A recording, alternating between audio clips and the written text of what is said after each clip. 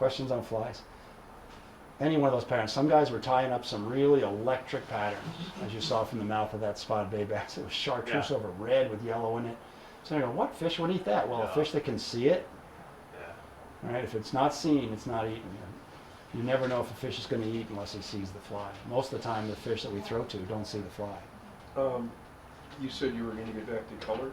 Mm-hmm. On the clouser, with the bullet sinker, one that slides, I would guess that a green and white would be better. Chartreuse over white, bright colors. Chartreuse over white, green over white, blue over white, black over white. Anchovy type patterns, depending on what's around in the season. Remember, we talked about the seasons. If the halibut are around in the inshore environment, there's anchovies around. The halibut around, the anchovies around. If it's sardine season in the summer, then we go to more greens. But the SF blend has a little bit of flash built into it.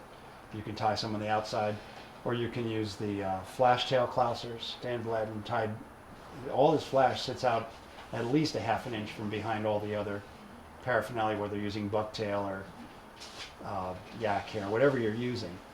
He's got the flash sticking out that much on the back end. So it's just a tail, and it's real tantalizing. And he's using 20 to 50 strands. And that's not doubled over, that's just what he's got there. And his patterns, I'm going, gosh, that's really gaudy. I didn't tie any of mine that gaudy. But I didn't ever have trouble finding fish either, so I think it's possible to overdress a fly. They need to have that translucent color, especially if the water's clear. And you are going to have days where the water's clear down here, where we found some really good visibility. And other times, once the wind gets going, blowing into the estros, you're looking for wind and current to push in, as we're going to talk about, to create the optimum press of bait fish into those roots. What size length? Up to 4 inches, generally speaking, for the inshore activities. Anywhere from 2.5 to maybe 4 or 4.5 inches. Depends on the size of the hook. It should be 2 to 2.5 times the hook length for clousers, right, and jiggies. That gives the material a little room to move, but not so much that it ends up wrapping around your hook and fouling it. Another thing, I was looking at guys down there. One guy he fished for an hour without catching a fish, and I said, let me see the fly.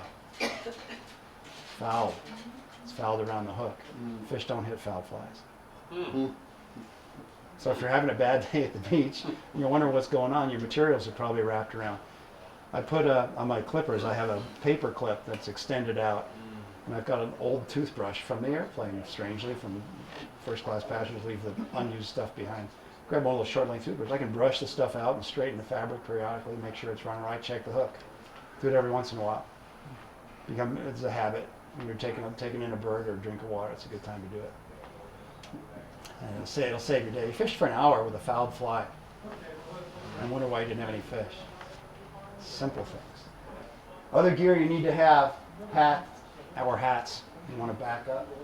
That should cover all your ears and everything too. Make sure you keep that sun off. The sun's a real threat down there. A headlamp is good because the golden hours of fishing in Baja for sure are first light and last light. We generally didn't fish a whole lot of first light except for the beaches. And I walked the beach inside and then the outside for the halibut. But you need to be able to tie a fly on in the dark.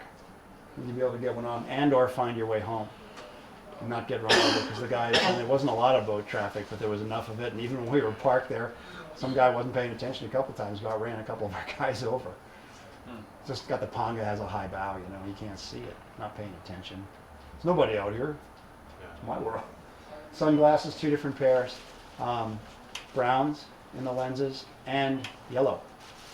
Yellow because it's the only color that penetrates the green waters. It's the only color you're going to be able to see anything if you're going to do any of that sight fishing. Right? So I have a spray jacket you need just because you want to be able to get that wind off of you. Especially early in the morning. Generally speaking, you don't need it on all day. But in the evening, or if you're going to start paddling back against the wind and you're coming through the white caps and what have you, getting across that channel, right? Then you are going to get wet, so you want to be protected from that, so you don't have to worry about that.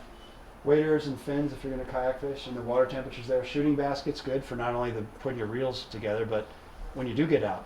When the tide goes out, some of these sandbars in the estros and along the bocas and everything else are exposed. So that shooting basket's going to come in real handy for managing your line. Right? Really handy. And it doesn't weigh anything. You can pack everything in it in a suitcase. It's senseless not to have it with you. And you can use it and do your laundry. You can do whatever you want with it. Back at camp. Finger guards. Protect your fingers, because once if you fish all day like some of us idiots do, your skin gets soft from the salt water, and you want to keep that line from digging into your hand. Plus, the nice part about something made of lycra is that it cleans your line every time you strip it across your fingers. Most of the time, when we're not in the kayak, we're using two hands, so we always have contact with the fly. We can make it go really slow.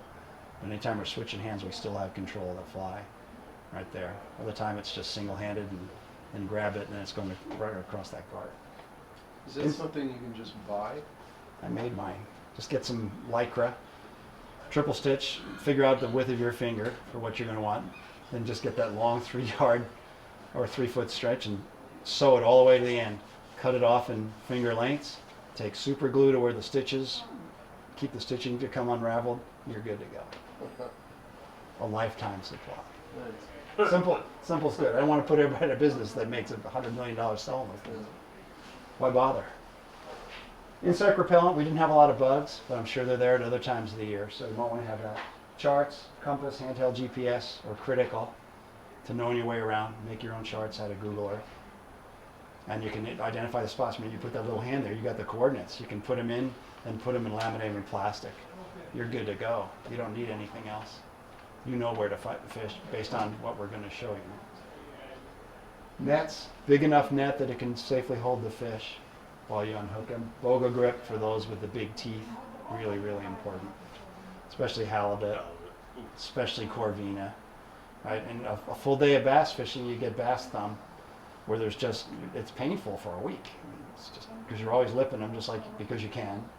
But you do that for a full day on a 100 fish, 200 fish day, and you have no thumb left, and you're going to be there a week. So you want to use the boga, and then sometimes you got 2 fish on there. It enables you to deal with one while the other one's still flopping around in the boat.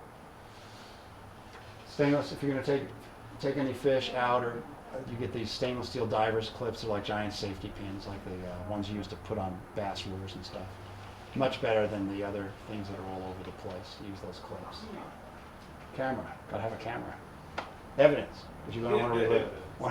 You want to be able to relive it. Fishing the estros, you have to target the specific pockets. It's like bass fishing. There's pockets in the mangroves where you can lay it under the branches. Casting needs to be accurate. Put weed guards on your flies. That way, the mangroves don't generally catch them, but you can flip them gently over the branches and not hang up. Works real good. But you're going to be targeting, use the current to sweep your fly into the fish.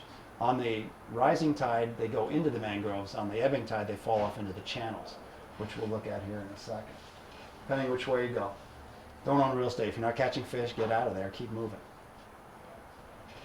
Everybody in this room owns real estate when they're fishing. Don't lie to me, because I do it.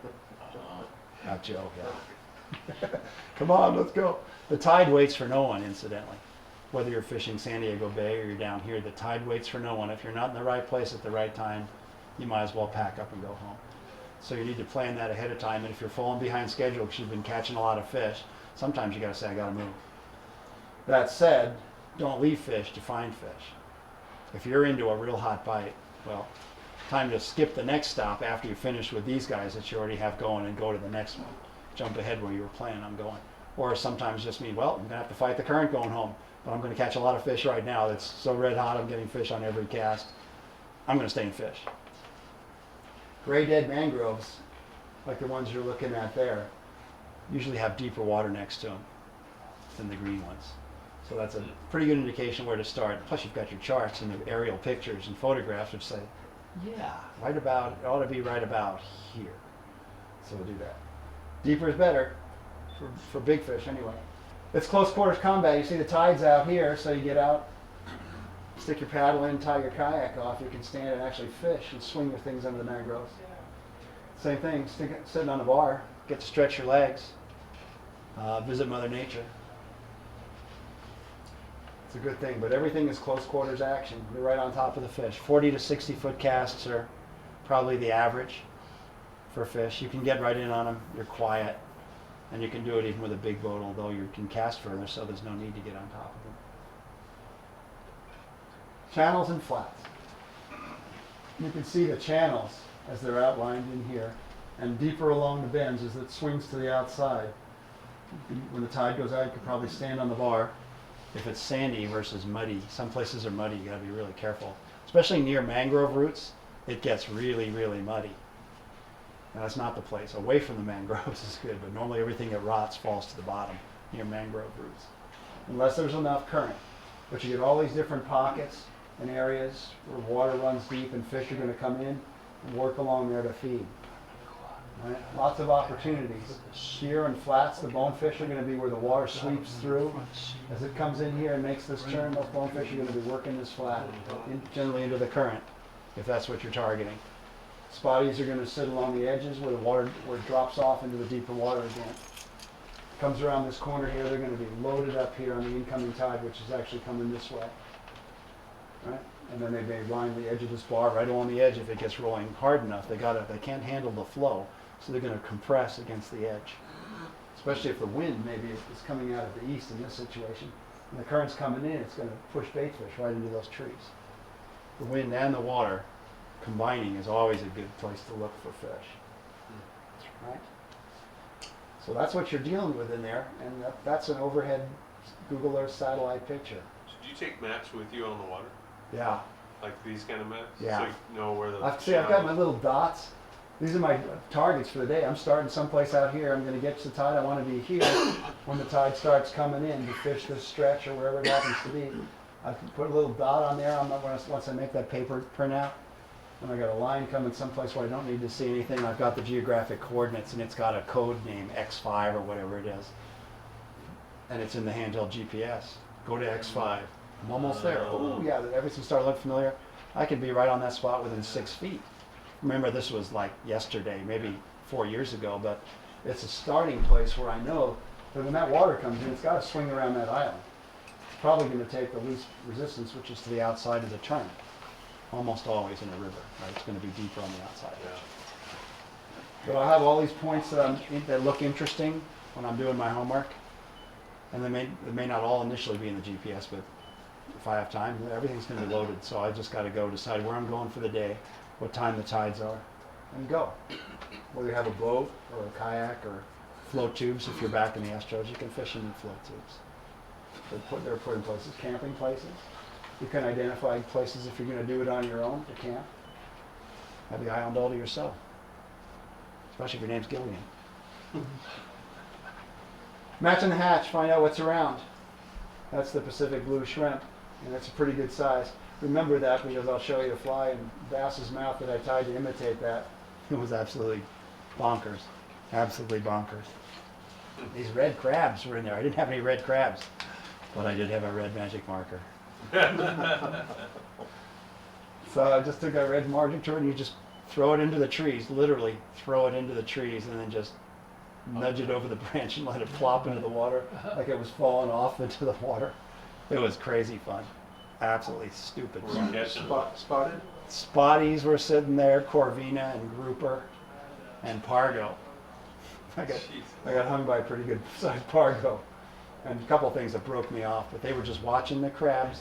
And he saw that one crawl out on the branch, i.e. when I threw it in there. And he's just watching it on that branch. I mean, you could see the silhouette of the fish. Oh, really? Yeah. He was waiting.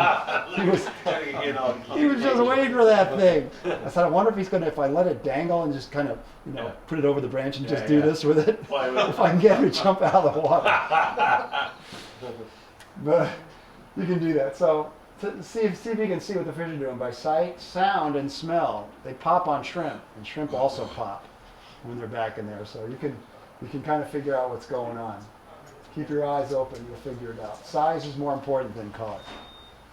Flash was definitely a thing. Flies with built-in action when the tide will slow down or someplace along the edges where it's not moving as fast.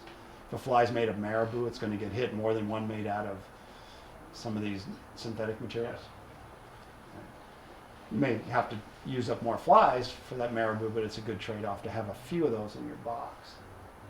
Plenty of flash, especially on the spring tides. It's got to be seen, and you can always cut it out.